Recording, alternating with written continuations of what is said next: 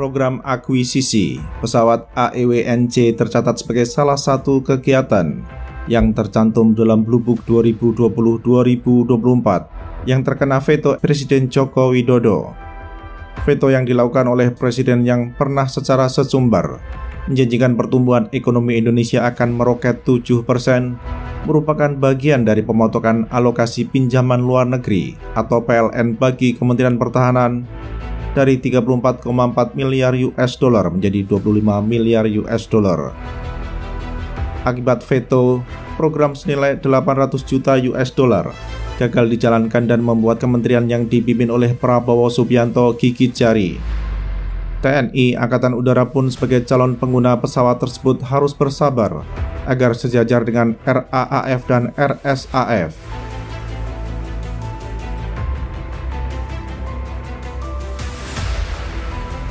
Sebagai penguasa baru di Jakarta, Presiden Prabowo Subianto diharapkan melanjutkan pembangunan kekuatan pertahanan yang telah dilaksanakan saat orang nomor 1 di Kampung Komeng itu berkantor di Medan Merdeka Barat. Termasuk diantaranya ialah memastikan bahwa program AEW-NC bagi TNI Angkatan Udara tercantum dalam daftar rencana pinjaman luar negeri jangka menengah DRPL-NCM 2025-2029 yang dikeluarkan oleh Kementerian Perencanaan Pembangunan Nasional atau Bappenas. Besaran PLN yang diperlukan agar tentara udara negeri ini mempunyai radar terbang, merangkap pusat komando dan kendali terbang diperkirakan masih sama dengan angka yang tercantum dalam Blue Book 2020-2024, yaitu 800 juta US dollar. Nilai tersebut cukup untuk menjadikan angkatan yang pernah dikomandoi oleh Marskal Subandrio mengoperasikan 2 pesawat AEW-NC.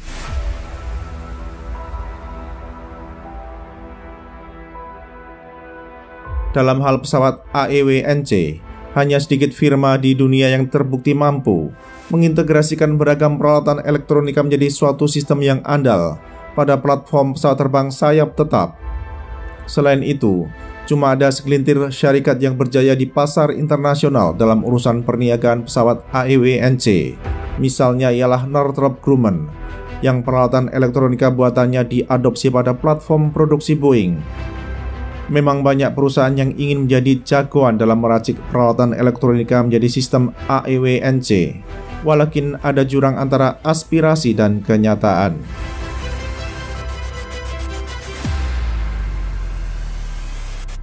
Dengan modal 800 juta US dollar di kantong, negeri kelahiran Sylvester Matutina tidak akan bisa mendatangkan pesawat AEW-NC E7 dari tanah air Sylvester Stallone.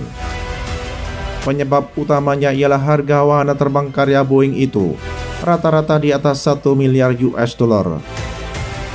Saat ini, terdapat 3 negara yang menjadikan platform berbasis Boeing B737 Next Generation sebagai pesawat AEW, termasuk Turki yang merupakan anggota NATO yang kurang dipercaya oleh Amerika Serikat.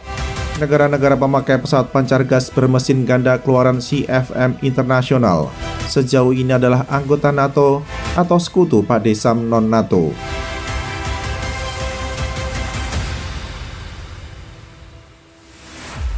Di samping masalah isi tas Indonesia yang tidak cukup untuk menjadi anggota klub E7, masih menjadi pertanyaan pula soal izin ekspor teknologi yang dikandung oleh pesawat terbang sayap tetap tersebut ke Jakarta. Belum terdapat kejelasan apakah Washington akan menerbitkan lisensi ekspor E7 ke Jakarta apabila Indonesia mengajukan permintaan akuisisi pesawat yang merupakan adaptasi dari Boeing BBJ. Seperti diketahui, teknologi terkait pengintaian dan komando dan kendali pada E7 tergolong teknologi yang jauh dalam cakup ITAR dan bukan teknologi komersial yang bebas diperjualkan di pasar antar bangsa.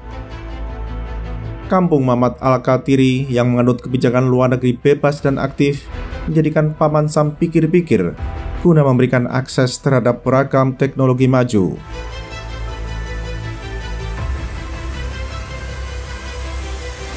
Swedia tercatat sebagai negara yang terbukti mampu dan sukses berniaga di bidang pesawat AEW-NC, di mana anggota NATO ini menjadi alternatif negara-negara lain yang ingin mempunyai aset pesawat peringatan dini, merangkap komando dan pengendalian. Sesudah berhasil mengembangkan Airy Eye, Saab mengembangkan Global Eye yang merupakan turunan dari Airy Eye.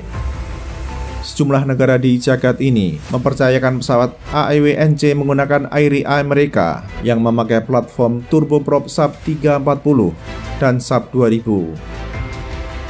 Sedangkan Abu Dhabi mengadopsi Global Eye sebagai pesawat AEW-NC dengan pesawat karya anak bangsa Kanada yakni Bombardier Global 6000-6500 sebagai wahana pembawa.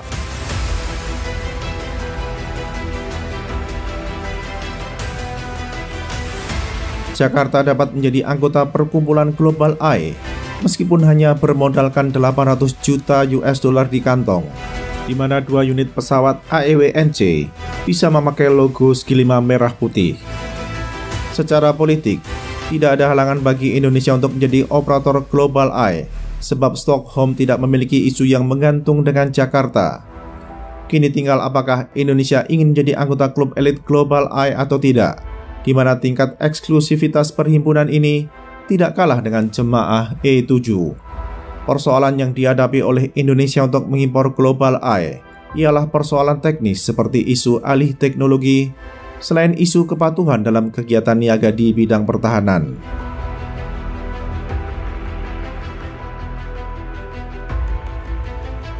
Alih-alih melirik pesawat AEW-NC yang mengadopsi Global Eye produksi Saab, Indonesia malah melirik CN-235 atau C-295 sebagai basis pesawat AEW-NC.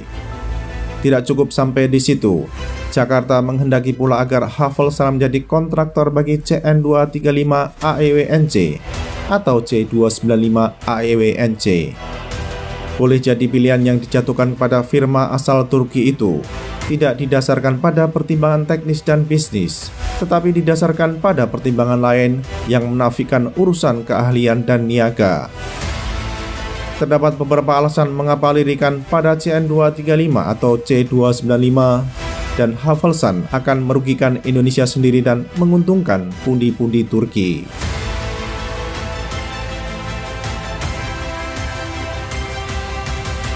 Pertama, CN-235 tidak cocok untuk menjadi pesawat AEW-NC sebab hanya mempunyai MT operating weight 9,9 ton dan maksimum take off weight 16,5 ton.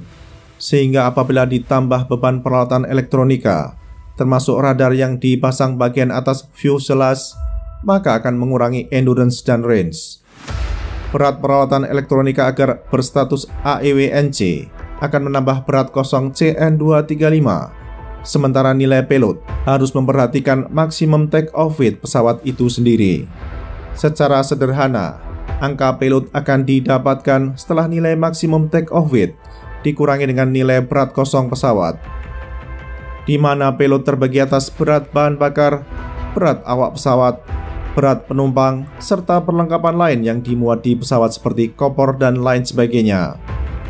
Dengan demikian, Turki akan mendapatkan cuan di atas penderitaan dan air mata Indonesia, sebab CN-235 AEW-NC akan menjadi pesawat yang tidak dapat diandalkan.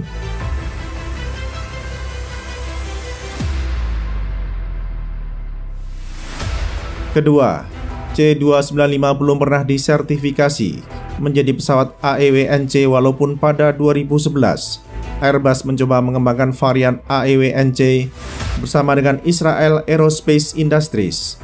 Purwarupa C-295 AEW-NC mengadopsi radar AESA karya Elta System yang bekerja pada S-band, di samping memakai data link, Electronic Support Measures atau ESM, Communication Support Measures atau CSM, Radar Warning Receiver, CHARF, flare dan lain sebagainya. Sampai hari ini, tidak ada calon konsumen yang berminat menjadi pemakai pertama C-295 AEW. Memang dari aspek performance, C-295 AEW-NC di atas kertas memiliki endurance dan range yang lebih bagus daripada CN-235. Akan tetapi Airbus tidak melanjutkan upaya mencari cuan lewat program tersebut bersama dengan IAI.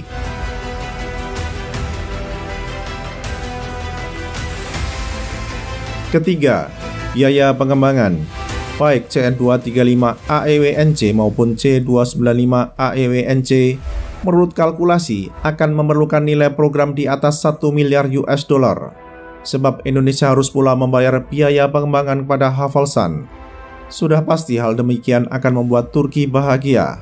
Sedangkan Indonesia akan meringis sebab menjadi laboratorium lapangan Turki. Apakah Kementerian Pertahanan dan Kementerian Keuangan mau menyediakan 1 miliar US dollar demi CN-235 AEWNC maupun C-295 AEWNC, sementara di luar sana Jakarta bisa memborong 2 unit pesawat pancar gas AEWNC hanya dengan modal 800 juta US dollar di kantong? Apakah Indonesia mau memperkaya Turki hanya demi mendapatkan pesawat AEWNC yang tidak proven dan belum pernah ada yang menggunakannya?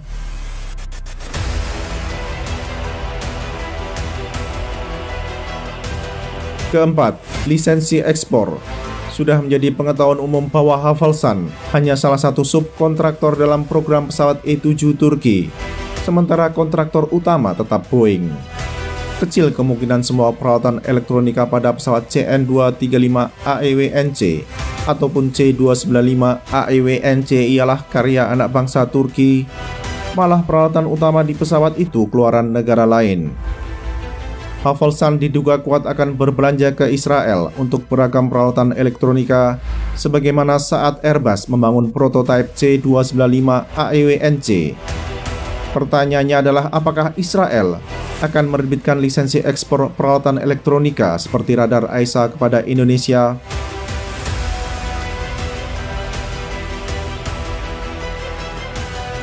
Jika akal sehat mendominasi, lebih baik Indonesia mengimpor pesawat AEWNC dari Eropa daripada mengembangkan sendiri pesawat tipe berbasis platform C-235 atau C-295.